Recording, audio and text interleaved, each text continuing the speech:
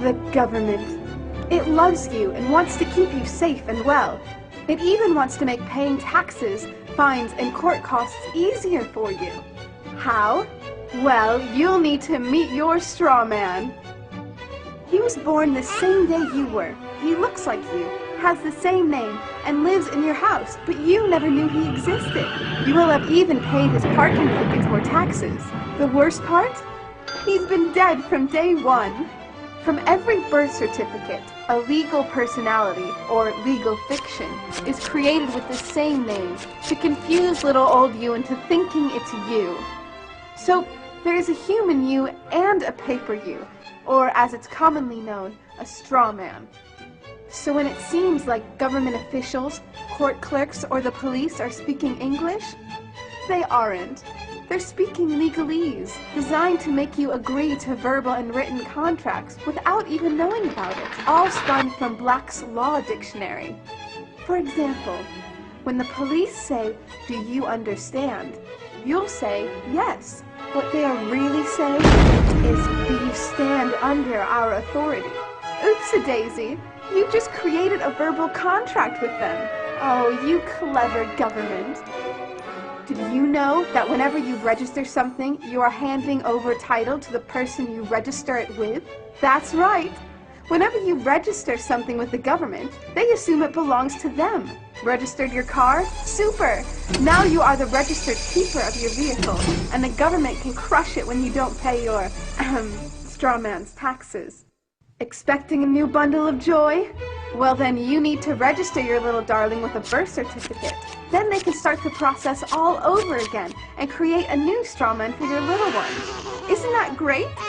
So when Junior grows up, he'll be able to generate revenue just like you have.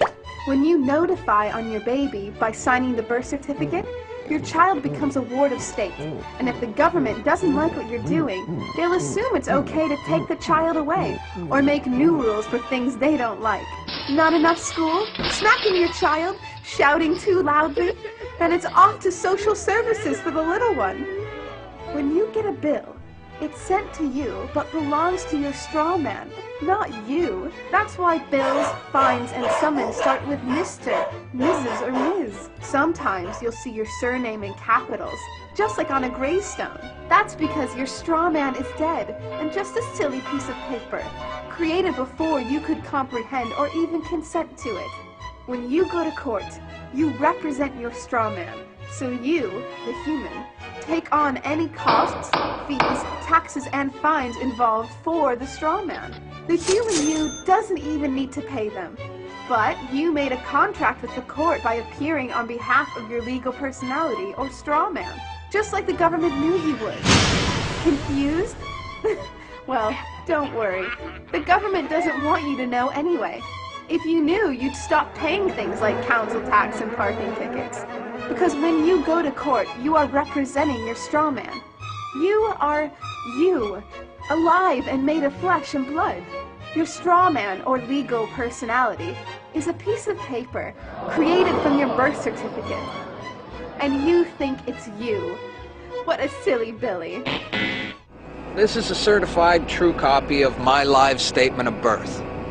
You can get this by applying for it at the Registrar General. They'll give it to you. And it's very interesting because this is where it all began. This is the foundation document. All identification is generated from this document. And so if the foundation document is no good, anything that's made from it is no good. That means driver's licenses, health cards, everything. Now what they did here, this is exactly what he meant when he said, soon every American will be required to register their biological property. Now your parents didn't realize what they were doing when they filled this out, and these didn't exist before 1933. Birth records were recorded in scripture, and these only came into being in 1933 when they hatched this plan. They created a corporate fiction with a name just like yours. In doing this, they registered and monetized the spirit and soul of a living being. This denotes ownership. And when your parents were tricked into filling this out, they allowed your spirit and your soul to be monetized. And futures were sold on you. Spirit and soul.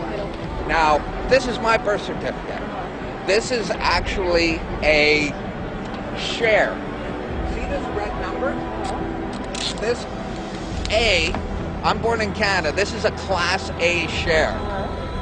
Now, this is called a CUSP number. And all securities require a CUSP number. And that's what this is. And you are held as collateral to secure the debt which our government owes to international bankers. So you and me and all these people here are actually collateral. And we don't even own our lives. We are chattel. And we believe we're free. I made an application to the Registrar General, and I got my original social insurance application.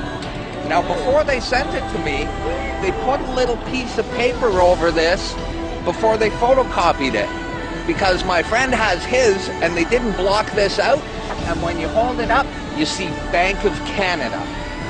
It is said that the best slaves are the ones who don't know that they're enslaved, and we all have invisible chains on us, and we don't know it. What truth?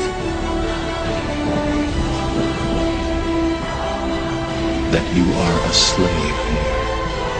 Like everyone else, you were born into bondage, born into a prison that you cannot smell or taste or touch. A prison for your mind. We're talking about big bucks. We're not talking about hundreds of millions or even hundreds of billions now. We're talking about trillions of dollars. The obligation is immeasurable. Nobody can measure it. This door's wide open now. It's gonna happen, whether you like it or not. Do you notice that they have the same amount of ink on them? Do you notice that they're made out of the same virtually worthless stuff? It's paper. Did you get it? It's paper. When we create money, we have created an instrument of value that has no value of its own. And it's just as expensive or inexpensive to print the 20 as it is to print the 1. In January of 1913, in December of 1913, he signed the Federal Reserve Act, bringing the Federal Reserve System into place in America, and did what Thomas Jefferson said must never happen. He took the control of the money away from the people by taking it away from the Congress and gave it to a group of private individuals who have to pay taxes on the money they loan the government.